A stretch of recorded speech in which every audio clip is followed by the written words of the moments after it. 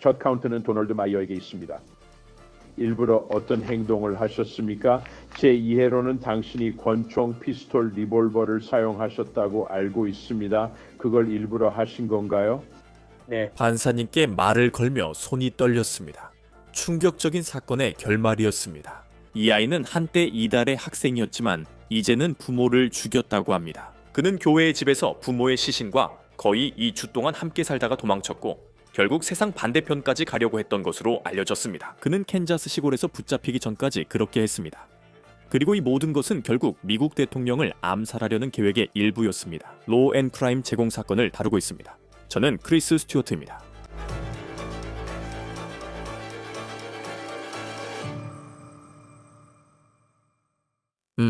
이 사건은 그때부터 정말 반전의 연속이었습니다. 니키타 코섭의 부모님은 지난해 2월 밀워키 외곽에 있는 자택에서 총에 맞아 숨진 채 발견됐습니다. 지금 보시는 분이 오늘 법정에 출석한 니키타 코섭입니다. 무슨 일이 있었는지 말씀드리겠습니다. 이 소식은 이 사건을 취재해온 많은 이들에게 큰 충격이었습니다. 왜냐하면 이 사건에는 여러 겹의 복잡한 사연이 있기 때문입니다. 그 중에는 이 사건이 미국 대통령 암살 음모의 일부라는 주장도 포함되어 있습니다. 이 부분에 대해서는 잠시 후에 설명드리겠습니다. 오늘 법정 심리가 왜 그렇게 충격적이었는지, 그리고 니키타 코소비 법정에서 한 일에 동의한 것이 왜 이해가 되는지 제대로 이해하려면 배경을 알아야 합니다. 지금까지 이 이야기가 어떻게 전개되어 왔는지 여러분께 설명드리고 싶습니다. 지난해 2월 28일 위스콘신 워키슈에서 경찰이 니키타 코섭의 어머니와 새아버지를 집에서 숨진 채 발견했습니다. 이곳은 밀워키 근처의 좋은 동네 막다른 골목에 있습니다. 그리고 이것이 그 부부의 사진입니다. 왼쪽에 있는 사람이 니키타의 새아버지인 돈 마이어이고 오른쪽에 있는 사람이 니키타의 친어머니인 타티아나 코섭입니다. 마이어의 어머니는 경찰에게 자신의 아들이 이상하다고 느껴지는 문자 메시지를 보냈다고 말했습니다. 그 주 초인 2월 23일 그녀는 자신의 아들, 즉 니키타의 새아버지가 또 다른 가족에게도 문자 메시지를 보내 몸이 아프다고 느끼고 당분간 소셜미디어를 쉬겠다고 말했다고 했습니다. 비슷한 시기에 경찰은 니키타 코섭의 고등학교로부터 그가 이 주 동안 등교하지 않았다는 연락도 받았습니다. 그리고 그 시점까지 그는 올해 개근이었습니다. 경찰이 집에 들어갔을 때 이 이야기는 끔찍한 방향으로 전개되었습니다. 왜냐하면 경찰은 한 방에서 니키타의 새아버지가 머리에 총을 맞고 쓰러져 있는 것을 발견했고 또 다른 방에서는 그의 어머니 타티아나가 총에 맞아 숨져 있는 것을 발견했기 때문입니다. 두 시신 모두 담요로 덮여 있었습니다. 이제 가장 큰 의문은 당시 17세인 타티아나의 아들 니키타의 행방이었습니다. 이웃은 니키타가 약 5일 전에 돈의 폭스바겐 아틀라스를 운전해서 떠나는 것을 봤다고 말했습니다. 니키타 코섭은 운전면허증이 없었습니다. 경찰은 돈과 타티아나의 휴대폰 위치를 추적해 15시간 떨어진 와이오밍에서 발견했습니다. 니키타의 휴대폰 신호가 아이오와의 세계 최대 트럭 정류장에서 포착됐고 이는 그의 부모가 마지막으로 포착된 와이오밍 라라미에서 11시간 거리입니다. 경찰은 해당 정류장의 CCTV를 확인했습니다. 경찰은 니키타와 그의 새아버지의 차, 가족, 개를 모두 봤다고 했습니다. 당신의 성은 카톱으로 발음하나요? 카섭으로 발음하나요? 카섭. 이제 괜찮나요? 코섭은 결국 캔자스에서 체포되었고 이후 위스콘신으로 송환되어 기소를 받았습니다. 이 사건에서 나온 증거들에 대해 이야기해 봅시다. 증거가 정말 많습니다. 돈 마이어의 차 안에서 경찰은 총을 발견했는데 그 총은 집에서 사라진 총이었습니다. 그리고 그 총은 돈과 타티아나를 쏘는 데 사용된 것과 일치하는 것으로 추정되었습니다. 또한 전자기기와 세큐어 디지털 카드도 있었습니다. 경찰의 말입니다. 그 세큐어 디지털 카드에는 워키쇼 집안에서 촬영된 영상들이 있었습니다. 그 영상에는 니키타 코소프가 의붓아버지 시신 주위에 양초를 켜며 며칠간 방치된 시신의 냄새를 감추려는 모습이 담겼습니다. 경찰은 돈과 타티아나가 2월 11일 실제로 살해됐다고 보고 있습니다. 니키타는 약 2주간 부모님 시신과 집에 머물렀고 2월 23일 이웃이 그가 의붓아버지 차로 떠나는 걸 볼 때까지 있었다고 합니다. 경찰에 따르면 영상에서 니키타가 돈의 시신에 휴대전화를 들이대며 자신이 했다고 주장되는 일을 누군가에게 보여주는 모습이 포착됐다고 합니다. 그렇다면 출석률도 완벽하고 한때 고등학교 보건부에서 이달의 학생으로 뽑히기까지 했던 10대가 왜 이런 일을 저질렀을까요? 이 소식이 나왔을 때 저도 정말 충격을 받았던 기억이 납니다. 수사관들에 따르면 코섭은 부모님을 살해한 이유가 트럼프 대통령을 암살하고 미국 정부를 전복시키며 여러 테러 공격을 저지르기 위한 자금을 마련하기 위해서였다고 합니다. 잠시 이 말을 곱씹어 보시죠. 워키쇼 카운티 보안관실은 니키타 코섭의 휴대전화를 조사했고 그 안에서 충격적인 대화 내용들을 발견했다고 합니다. 틱톡과 자유로운 발언의 공간이라고 알려진 텔레그램 플랫폼에서 러시아어로 사람들과 나눈 대화였습니다. 하지만 그 플랫폼에서 발생할 수 있는 범죄 활동 때문에 논란이 되고 있습니다. FBI는 코섭의 휴대전화에서 나인오더와 관련된 자료를 발견했다고 밝혔습니다. FBI는 나인오더가 신나치주의와 인종차별적 극단주의 시각을 가진 사람들의 네트워크라고 밝혔습니다. 공구하는 정부를 전복하고 현대 문명을 파괴하기 위해 폭력과 테러 사용을 옹호합니다. 이제 니키타 코섭이 누구인지, 그리고 그가 러시아어로 소셜미디어에서 누구와 대화했을 가능성이 있는지 더 깊이 알아보겠습니다. 영장에 따르면 2월 14일부터 24일까지는 코섭이 부모를 살해한 후 시신과 함께 집에 머문 기간입니다. 그는 텔레그램에서 러시아어로 모두에게 아팠다고 답장하고 지금 그들을 지하실로 끌고 가라는 메시지를 주고받았다. 처음에 돈의 어머니가 경찰에 신고한 이유 중 하나는 아들로부터 받았다는 이상한 문자 메시지 때문이었습니다. 수사관들에 따르면 이 문자 메시지들은 돈과 타티아나가 살해된 후에 보내졌습니다. FBI는 2023년에 이미 코섭 가족과 접촉한 것으로 보입니다. 오늘날까지도 우리는 그 만남에 대해 많이 모르지만 연방 요원들이 그해 11월 니키타 가족과 대화한 것은 알고 있습니다. 새로 공개된 문서에 따르면 요원들은 틱톡에서 어워큰이라는 이름을 쓴 니키타 코섭이 다른 사람과 대화했다고 밝혔습니다. 나인 앵글스 오더, 즉 제로 NA의 인종차별적 이데올로기에 대해 말이죠. 이 일은 작년 12월 그의 부모님이 살해되기 2달 전이었습니다. 그는 다른 사용자에게 자신이 한 여자에게 그 이데올로기에 대해 이야기했는데 그녀가 꽤 쿨하게 받아들였다고 말합니다. 그리고 만약 부모님이 알게 된다면 그들은 모든 것을 빼앗아 갈 거라고 했습니다. 부모님이 알면 휴대폰을 뺏길 거라고 했어요. FBI가 방문해서요. 당국은 코섭이 엑셀러레이셔니스트라는 이름으로 텔레그램에서 대화한 것도 발견했습니다. 그리고 1월 21일 부모님이 살해되기 한 달도 안 돼 그런 일이 있었습니다. 2025년 2월에는 그가 누군가와 테러 공격을 논의했다고 전해집니다. 그가 어느 나라가 비난받을까? 라고 묻자 신원 미상 사용자가 러시아가 비난받을 거야. 그게 목적이야. 라고 답했습니다. 니키타는 이어서 이렇게 말합니다.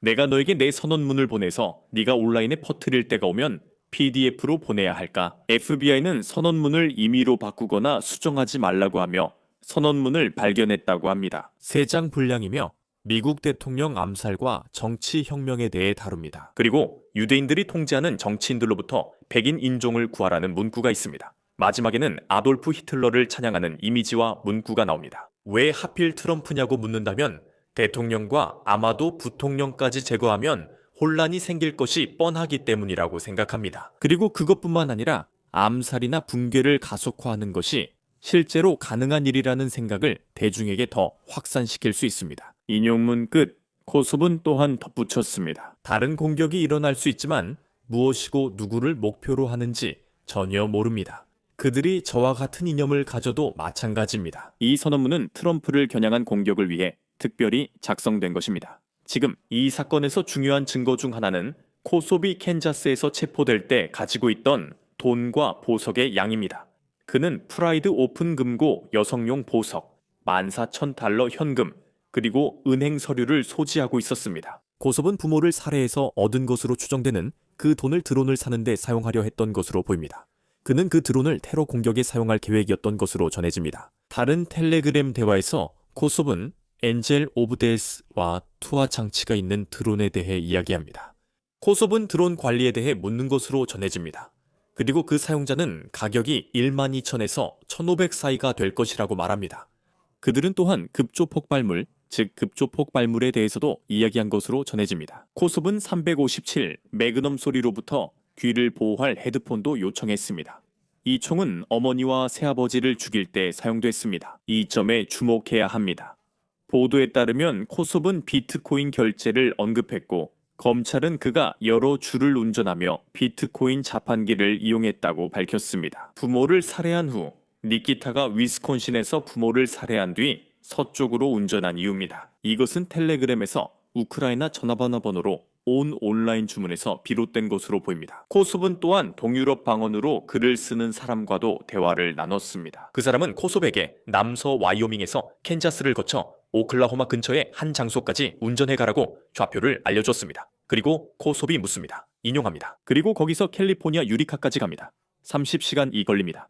내가 충분한 시간이 있을 것 같습니까? 코섭은 우크라이나로 이동하기 전에 얼마나 오래 숨어 있어야 합니까? 와 같은 질문을 했습니다. 인용합니다. 러시아어는 듣기는 괜찮지만 말하기가 어려워 더 연습해야 할 것 같아요. 우크라이나에서는 평범한 직업과 삶을 살 예정입니다. 그게 밝혀져도 내가 했다고 그는 말했습니다. 다른 10명도 저와 비슷한 신념인가요? 아니면 다른가요? 그리고 여기에는 내 부모님이 떠나지 않을 거라고 가정하면이라는 말이 중간에 끊긴 메시지도 있습니다. 여기서 볼 수 있습니다. 목요일 아침을 앞두고 법 집행기관은 니키타 코소프에 대해 매우 강력한 증거를 가진 것으로 보입니다. 코소프는 1급 고의 살인과 시신, 은닉 2건, 그리고 절도 등 경미한 주법 위반 혐의로 기소됐습니다. 피해 금액은 1만 달러가 넘습니다. 목요일 아침, 그는 1급 고의 살인 2건에 대해 유죄를 인정했으며 나머지 혐의들은 모두 기각되었습니다. 여기 코소프가 판사의 질문에 답하는 장면입니다. 그리고 그가 질문에 답하는 동안 그의 의자를 한번 보시기 바랍니다. 그의 변호사들과 비교해서요. 그리고 보시면 그는 말할 때 떨고 있는 것 같습니다. 그것이 주축 측의 입장이라고 이해하십니까?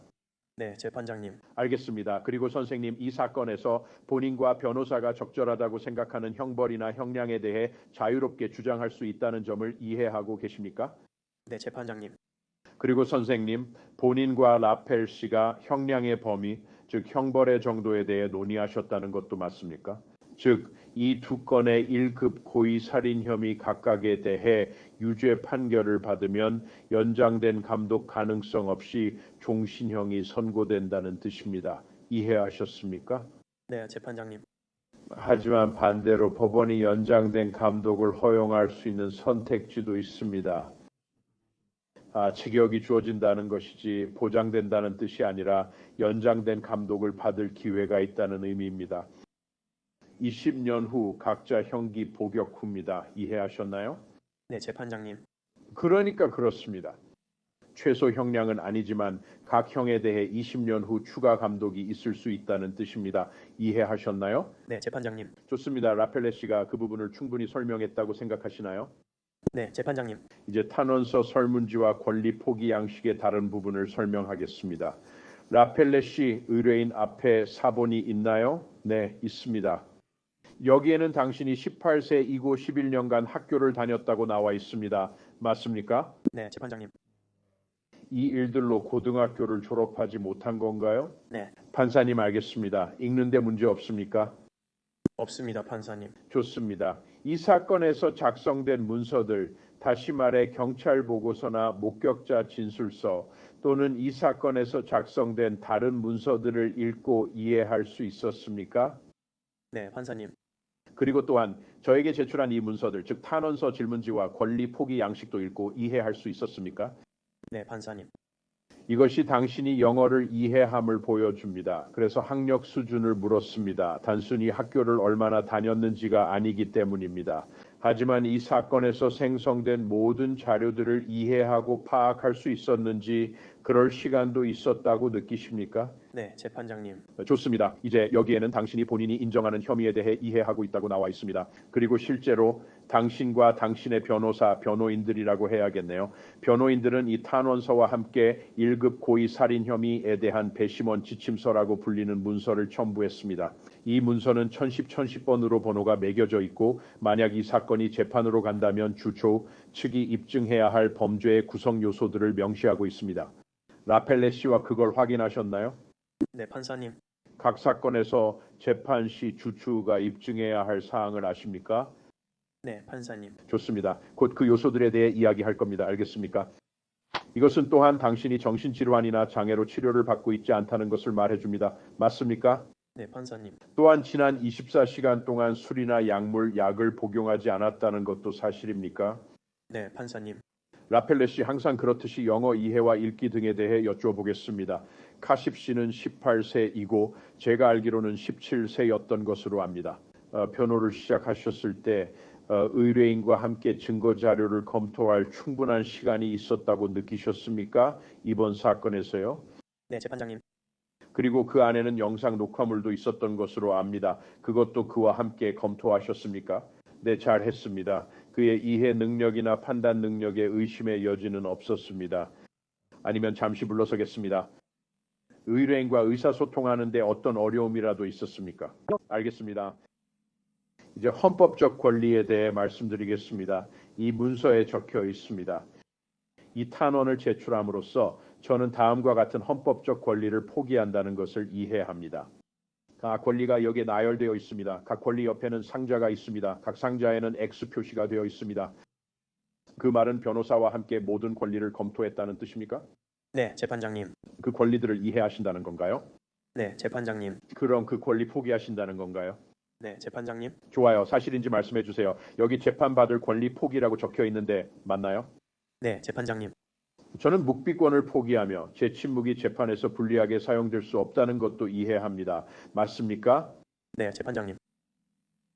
저는 재판에서 증언과 증거 제출 권리를 포기합니다. 맞나요? 네, 재판장님. 저는 재판에서 증인을 법정에 출석시켜 저를 위해 증언하게 할 수 있는 소환장 사용 권리를 포기합니다.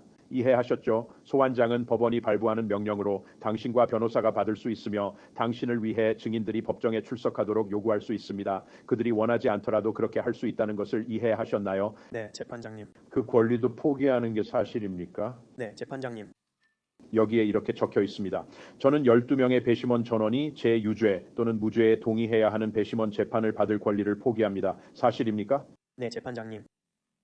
저는 법정에서 저에게 불리한 증언을 하는 사람들과 대질하고 반대 신문할 권리를 포기합니다. 반대 신문은 당신과 변호사가 증인의 진실성을 확인하려 질문하는 절차입니다.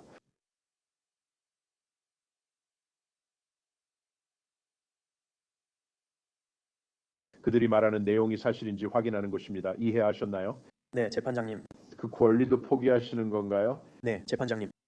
그리고 여기에 나는 주가 합리적 의심 없이 유죄 입증 권리를 포기합니다라고 써 있는데 사실인가요? 네, 재판장님.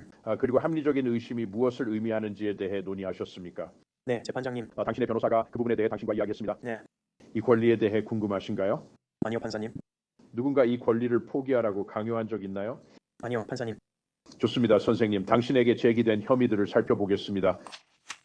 정보지의 첫 번째 항목은 2025년 2월 10일 일경 위스콘신 주 워키쇼 카운티 워키쇼 마을의 사이더 힐스 드라이브에 있는 한 주소에서 발생했다고 주장하고 있습니다. 당신은 피해자 A, 즉 도널드 메이어 MAYER라는 사람을 살해할 의도로 사망에 이르게 했으며 이는 정보지에 명시된 위스콘신 주 법률을 위반한 것입니다. 1번 항목에 대한 당신의 답변은 무엇입니까? 유죄입니까? 존경하는 재판장님. 좋습니다. 2번 항목에 대해 말씀드리겠습니다. 같은 날짜와 장소 2025년 2월 11일 위스콘신 주 워키쇼 카운티 워키쇼 마을의 사이더 힐스 드라이브에 있는 주소에서입니다. 당신은 피해자 B, 즉 타티아나 코소베 사망을 고의로 초래했습니다. 이는 해당 정보에 명시된 위스콘신 주 법률을 위반한 것입니다. A급 중범죄입니다. 그 혐의에 대해 어떻게 답변하시겠습니까, 선생님? 유죄입니까, 판사님? 좋습니다. 이 범죄들을 저질렀습니까? 네, 판사님. 그럼 첫 번째 항목에 대해 도널드 마이어에 관해서 당신은 의도적으로 어떤 행동을 취했습니까? 제 이해로는 당신이 권총, 즉 피스톨이나 리볼버를 사용해서 그를 쏘아 사망에 이르게 했다는 것입니다. 맞습니까? 네, 재판장님. 그렇게 한 것이 의도적이었습니까? 네, 재판장님. 그리고 그를 쏘면 그의 죽음을 초래할 것이라는 걸 알고 있었습니다. 네, 재판장님. 그리고 두 번째 항목 타티아나 코소베에 대해서도 같은 질문을 하겠습니다. 당신은 행동을 취했습니까? 권총을 사용해 그녀를 쏘고 죽였습니까? 네, 재판장님. 그것이 당신의 의도였습니까, 선생님? 네, 재판장님. 당신은 이 두 가지 범죄를 모두 저질렀다는 것을 인정합니까? 네, 재판장님. 베이스 양 사실적 근거로 원래 고소장을 제출하셨죠. 저는 잘하고 있어요. 이해 있습니까? 없습니다. 판사님. 이해하셨나요, 카셉 씨? 유죄 인정하셨죠? 유죄로 판결합니다. 당신이 미국 시민이 아니라면 유죄 인정은 추방, 입국 거부 또는 연방법에 따른 시민권 취득 거부로 이어질 수 있습니다. 이해하셨습니까? 네, 판사님. 또한 이것들은 중범죄이기 때문에 시민권이 회복되기 전까지는 어떤 선거에서도 투표할 수 없습니다. 이해하십니까? 네, 판사님. 그리고 이것들은 중범죄이기 때문에 총기를 소지하는 것은 불법입니다. 만약 총기를 소지하게 된다면 최대 10년 징역과 2만 5천 달러 벌금 또는 둘 다 받을 수 있는 중대한 범죄입니다. 이해하셨나요? 네, 판사님. 게다가 이것은 폭력 중범죄로 간주됩니다. 물론 폭력 중범죄로 간주됩니다. 따라서 방탄복을 소지하는 것도 불법입니다. 이해하셨습니까? 네, 판사님. 또한 이 혐의들과 다른 혐의들은 기각되어 기록에 남을 것입니다. 그 말은 당신이 그 범죄들을 저질렀다고 간주하고 그에 대한 책임을 묻겠지만 당신이 그 혐의들에 대해 유죄 판결을 받거나 형을 선고받지는 않는다는 뜻입니다. 또한 제가 당신에게 배상 명령을 내릴 수도 있습니다. 이해하셨습니까? 네, 재판장님.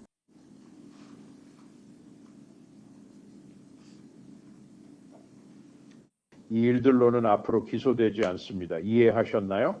네, 재판장님. 그리고 당신이 자발적으로 충분히 알고 인정했다고 판단되면 유죄 판결을 내리겠습니다. 인정하신 거죠? 이것도 이해하십니까? 네, 재판장님. 좋습니다. 모든 것에 대해 변호사와 충분히 상의할 시간이 있었습니까? 네, 재판장님. 당신은 자발적으로 그리고 자유롭게 자신의 권리를 포기하고 이 진술을 하시겠습니까? 네, 재판장님. 이 시점에서 전하 변호인에게 질문이 있습니까? 없습니다. 재판장님. 밀워키의 WISN-TV는 워키쇼 지방검사로부터 다음과 같은 성명을 받았습니다. 피고인이 고의적 살인 2건에 대해 유죄를 인정할 예정이기 때문에 유가족들은 공개 재판의 트라우마를 피할 수 있습니다. 그들은 피고인이 책임 인정하는 모습을 보고 안도합니다. 이 사건의 증거가 충분해 목요일 인정심리 후 유죄를 인정하기로 한 결정은 그 증거의 강력함을 인정한 것입니다. 우리는 이 범죄의 중대성과 공동체 상실을 반영한 공정한 형량 확보에 집중할 것입니다. 사건 논의를 위해 함께해 주시기 바랍니다. 오하이오 주의 전 부검사장이자 검사인 마크 위버 씨입니다. 법과 범죄 프로그램에 항상 함께해 주셔서 감사합니다. 이번 합의에 대해 어떻게 생각하십니까? 이 사건에는 여러 겹의 문제가 있다는 점을 이야기하게 될 텐데 정말 많습니다. 하지만 이번 사건이 이렇게 된 것은 니키타 코섭셋 씨가 어머니와 의붓아버지를 살해한 가장 중대한 혐의에 대해 유죄를 인정하고 있습니다. 제가 이 양형 거래에 대해 들었을 때 가장 먼저 놀랐던 점은 그가 유죄를 인정한 2가지 혐의 모두가 법정형으로 무기징역이 선고된다는 것이었습니다. 물론 2형이 동시에 집행될 수도 있고 언제나 가석방 기회도 있다고 생각합니다. 저는 위스콘신주 가석방 법은 잘 모르지만 많은 주에서는 가능하며 미래 주지사가 이 남성에게 연민을 가질 수도 있습니다. 가장 먼저 눈에 띈 점은 그가 2가지 중대한 범죄를 인정했다는 것입니다. 왜 그랬을까요? 그리고 저는 그게 곧 왜 그가 그렇게 했는지에 대한 질문으로 이어진다고 생각합니다. 우선 그가 왜 이런 모든 일을 했을까요? 그는 재판을 받을 자격이 있다고 판정받았지만 심각하게 불안정한 청년이었어요. 그래서 아마도 재판을 진행하면서 이런 모든 일들이 드러나는 걸 원하지 않았던 것 같습니다. 아마도 그는 이 일이 언론이나 범죄 관련 매체 등에서 다뤄질 걸 알고 있었고 단순히 그런 고통스러운 과정을 겪고 싶지 않았던 것일 수도 있습니다. 아마도 그는 자신의 인생 대부분 아니면 전부를 감옥에서 보내게 될 거라는 사실을 받아들였을지도 모릅니다. 하지만 우리는 선고 공판에서 이 판사가 이 남자의 인생 마지막에 작은 희망의 창을 열어줄 수 있을지 알게 될 겁니다. 그가 60대 나 70대의 자유를 얻을 수도 있을지. 저희 로우 앤 크라임에서는 가족 폭력 사건을 자주 다루는데 이 사건도 그중 하나입니다. 하지만 이 모든 일이 작년 2월에 일어난 이후로 마치 한 겹 한 겹 계속해서 일이 벌어지는 것 같았습니다. 그리고 결국 그는 이 계획에 대해 러시아에 있는 누군가와 소통하게 되고 실제로 이 계획을 실행에 옮기게 됩니다. 그리고 심지어 그곳에서도 일이 벌어집니다. 결국 그의 계획은 러시아로 도망치는 것이었습니다. 그리고 그는 자신이 미국 대통령을 암살하는 어떤 작전에 참여하고 있다고 생각했습니다. 이런 일이라면 연방 정부가 개입할 만한 사안처럼 느껴집니다. 그러니까 이제 그가 주정부의 혐의에 대해 합의를 본 상황에서 연방 정부가 나서서 그를 기소할 가능성은 얼마나 될까요? 네, 같은 범죄로 2번 재판받을 수 없다는 헌법의 이중위험 조항은 적용되지 않습니다. 이중주권 이론에 따르면 주정부는 하나의 주권이고 연방정부는 또 다른 주권입니다. 이 말은 그가 언급한 혐의와 범죄로 연방 기소될 수 있다는 뜻입니다. 가능성이 높냐고요? 아마 아닐 겁니다. 기소를 담당하는 미국 연방검찰청은 상당히 바쁘고 특히 최근에는 더 그렇습니다. 그래서 그들이 직접 사건을 맡고 싶어 할 것 같지는 않습니다. 언제? 이 젊은 남성은 40년, 50년, 60년 어쩌면 평생 처벌받을 것이 분명해 보입니다.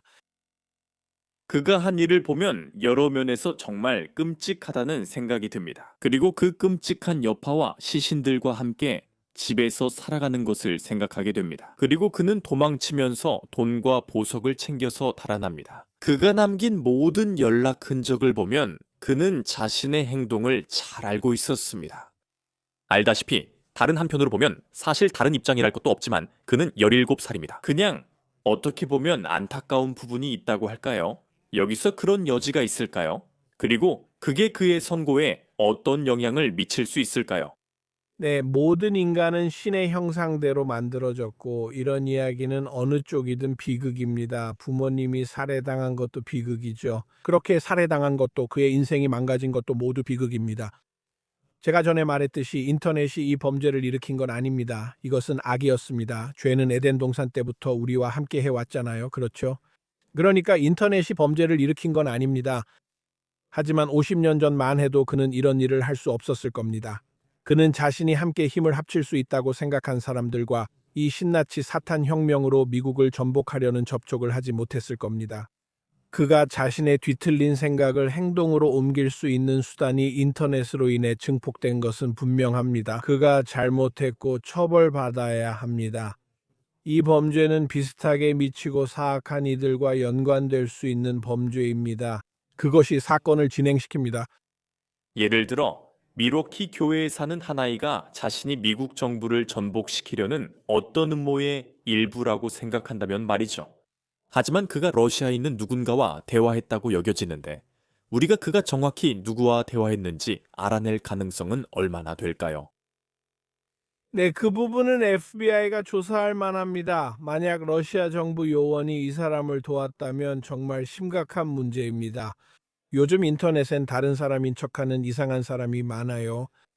그냥 그런 사람일 수도 있지만 만약 정말로 러시아 정부 요원이 미국 정부를 전복하려는 젊은이를 돕고 있었다면 그건 큰 문제입니다. 우리는 그런 일이 일어나길 원하지 않습니다. 하지만 VPN을 사용하거나 인터넷에서 가짜 이름 뒤에 숨는 식의 음모는 꽤 흔한 일이죠. 인터넷에서는 사람들이 자신이 누구라고 말하는 것과 실제로는 다를 수 있습니다. 검사들이 준비한 사건을 보면 정말 많은 부분들이 있습니다. 집 안에서 촬영된 것으로 보이는 영상이 있는데 그 영상에는 그가 시신들과 함께 있는 모습이 담겨 있습니다. 생각만 해도 정말 끔찍합니다. 하지만 그는 어머니의 보석과 현금을 가져갔다는 증거도 있습니다. 그것이 어느 정도 이를 보여줍니다. 그가 공항 검색대를 무사히 통과했는지 모르겠습니다. 그가 가진 만큼 가져왔다면 분명 TSA에 의심을 샀을 겁니다. 하지만 사건 조사 시 의도를 입증하거나 그가 전혀 모르지 않았음을 보여주려 할 때 누군가 집에서 그런 물건을 가져갔다면 그게 사건에 얼마나 중요한가요? 네, 기소하려면 그가 의도적으로 한 것임을 입증해야 합니다. 그래서 계획, 이메일, 인터넷 기록 등이 의도와 계획을 보여줍니다. 시신 훼손 혐의도 있었지만 살인에 비해 경미합니다. 그런데 크리스, 당신이 언급한 점이 특히 인상 깊었습니다. 이 집에는 내부 감시 카메라가 있었습니다. 저를 포함한 많은 사람들이 외부의 위협을 포착하기 위해 외부 보안 카메라를 설치하죠. 이런 경우에 집 내부에 감시 카메라를 설치했다면 그 부모들이 무엇을 알고 있었거나 무엇을 걱정했는지 궁금해집니다. 그리고 이 사건은 여러 면에서 확실히 독특합니다. 하지만 예를 들어 10대 후반의 젊은 남성에 대해 이야기하자면 그는 곧 법적으로 성인이 될 예정이었죠. 그런 그가 이렇게 소통하고 있었습니다. 이번에는 텔레그램이 그 앱인 것 같은데 이런 앱들이 계속해서 반복적으로 등장하는 걸 볼 수 있습니다. 이런 끔찍한 사건들에서 검사로서 직접 가족 폭력 사건들을 많이 보셨잖아요. 이런 앱들이 얼마나 문제가 될지 궁금합니다. 많은 부모님들은 자녀가 온라인에서 무슨 말을 하고 어떤 사람인지 안다고 생각합니다. 이런 사건들을 보면 자녀가 누구와 대화하는지 모를 수 있다는 걸 알게 됩니다. 네, 이 젊은 남성이 부모님이나 심지어 법집행기관의 감시도 피할 수 있게 해주는 기술이 있다는 게 정말 놀랍습니다. 우리가 암호화된 앱이 필요한 이유는 인터넷에 우리의 정보를 빼내서 악용하려는 나쁜 사람들이 있기 때문입니다. 따라서 암호화 앱이 유용하게 쓰이기도 합니다. 일반적으로 젊은 사람이 암호화된 앱을 쓰면 부모님은 왜 필요하니? 라고 물어봐야 합니다. 친구들과 문자만 주고받는 거라면 우리가 원할 때 볼 수 있게 문자하면 안 될까? 그리고 저도 10대 자녀를 키워본 사람으로서 우리 집의 규칙은 이 휴대폰은 부모의 소유이고 부엌에서 충전하며 언제든지 우리가 볼 수 있다는 거였어요. 우리는 내 비밀번호를 알고 있고 네가 독립해 어른이 되면 휴대폰을 가질 수 있어. 하지만 함께 사는 동안엔 우리가 내 휴대폰 사용을 볼 수 있어. 텔레그램이나 시그널 같은 암호화 앱이 휴대폰에 있으면 부모 입장에선 무슨 일이 있나 라고 궁금할 수 있어요. 그냥 알다시피 FBI도 이 회사에서 많은 정보를 얻을 수 있었지만 분명히 이 소통은 오랜 기간 동안 계속되고 있었던 것 같아요. 그리고 이 경우에는 오더 오브 더 나인이라고 불렸다는 걸 보면요. 앵글스는 그가 따르고 있었던 것처럼 보이는 신나치주의 집단의 일종이었어요. 하지만 이런 신나치주의 집단이든 아니면 종교 단체든 이런 사례들이 또 있죠. 극단주의가 젊은 층에 영향을 미치는 데는 일정한 패턴이 있어 그들이 쉽게 영향을 받는 것 같아요. 그리고 선생님의 경험상 왜 이 나이대의 아이들이 이렇게 쉽게 영향을 받는지 그 이유를 보신 적이 있으신가요? 꼭 그렇다고는 할 수 없지만 실제로 얼마나 널리 퍼져 있는지는 잘 모르겠어요. 하지만 이렇게 누군가가 극단적인 사상에 빠지는 사례가 갑자기 나타나기도 하죠. 그리고 그들은 정말로 그것을 믿어서 니키타 카섭이 지금 했다고 말하는 것처럼 그런 행동까지 하게 되는 거죠. 그래요. 뇌 과학자들은 인간의 뇌가 20대 중반까지 완전히 발달하지 않는다고 말합니다. 그리고 일부 젊은 남성들의 경우에는 20대 후반이 되어서야 완성된다고 하죠. 여기 아직 뇌가 완전히 발달하지 않은 젊은 남성이 있습니다. 뇌에서 마지막으로 발달하는 부분이 바로 판단력입니다. 우리는 모두 10대를 겪었고 10대와 그들의 판단력에 대해 잘 알고 있습니다. 대부분의 10대들은 판단력이 부족해 통금 시간을 어기거나 음주를 하거나 어울리지 말아야 할 친구들과 어울리는 행동을 합니다. 하지만 극소수는 이로 인해 범죄를 저지르고 그중 일부는 이상한 인터넷 음모로 부모를 살해하기도 합니다. 이 이야기는 정말 결국에는 그렇다는 거죠. 정말 믿을 수 없을 만큼 슬픈 일입니다. 가족들이 사랑하는 사람을 잃었고 그 사실을 안고 계속 살아가야 하니까요. 이 사건을 맡은 검사들 입장에서는 유죄 답변을 받아냈으니 그를 잡아둔 셈이죠. 이제부터 3월 5일 선고일까지 남은 일은 얼마나 되나요? 네, 저는 검사로서 보통 유죄 답변 후에 하는 일이 있습니다. 저는 판사에게 우리가 생각하는 형을 선고해야 하는 법적 근거를 담은 양형 의견서를 작성합니다. 그래서 다음에는 그런 일이 일어날 겁니다. 보호관찰관들이 이 청년과 그를 아는 사람들을 인터뷰해서 사전 판결조사 보고서를 작성하고 보호관찰부에서 권고안을 제출하게 됩니다. 이 변호인과 검찰이 양형 의견서를 제출할 수 있고 판사는 모두 읽게 됩니다. 그리고 많은 시청자들이 모를 수도 있는 사실이 있습니다. 대부분의 판사들은 법정에 들어가기 전에 이미 어떤 결정을 내릴지 마음을 정해놓는 경우가 많습니다. 판사들은 이미 충분히 고민했으며 상황에 따라 결정이 바뀔 수도 있습니다. 피해자나 피고인의 진술에 따라 달라질 수 있습니다. 하지만 대부분의 경우 판사들은 사전 판결 조사 보고서와 양측의 양형 의견서를 읽은 후 자신이 어떤 결정을 내릴지에 대해 이미 확고한 생각을 가지고 있습니다. 저도 늘 그렇게 생각해요. 제가 참석한 재판들도 몇 시간씩 걸릴 수 있죠. 감정적인 진술이 이어지다 결국 그 순간이 오는 것처럼 보여요. 그리고 판사님이 아래를 내려다보며 몇 분간 무언가를 읽고 준비된 판결문을 낭독하시잖아요. 이미 마음을 정하신 것 같아요. 물론 판사님이 경청하고 계신 건 알지만요. 알겠죠? 이런 사건이 앞으로 진행되면 그 사람은 어떻게 되는 건가요? 그냥 평생 주립교도소에 있게 되는 건가요? 여기 17, 18살 밖에 안 된 사람이 어린 나이에 그런 결정을 내렸고 이제 평생 주립교도소에서 어쩌면 평생 범죄를 저질러 온 어른들과 함께 살아야 해요. 그래요. 이게 바로 이 비극과 끔찍한 범죄의 또 다른 슬픈 결과입니다. 그가 아주 강인한 남자들로 가득한 교도소에서 거의 정확히 가장 어린 남자가 된다는 거죠. 이런 종류의 혐의로는 아주 최소 보안 교도소에는 갈 수 없고 최소한 중간 보안 교도소에는 가야 할 겁니다. 그리고 그는 곧 표적이 될 겁니다. 물론 아동 성추행범이나 강간범만큼은 아닙니다. 저는 다음 주에 아동 강간 사건을 기소할 예정입니다. 또한 그런 피고인들은 유죄 판결 후 교도소에서 죄수들의 주요 표적이 됩니다. 그래서 그의 범죄 자체가 그를 표적으로 만들지는 않겠지만 그의 젊음과 취약함이 그를 표적으로 만들 겁니다. 교도소에서 그에게는 매우 힘든 삶이 될 것입니다. 이 시간들은 교도소에서 결코 쉬운 시간이 아닐 것입니다.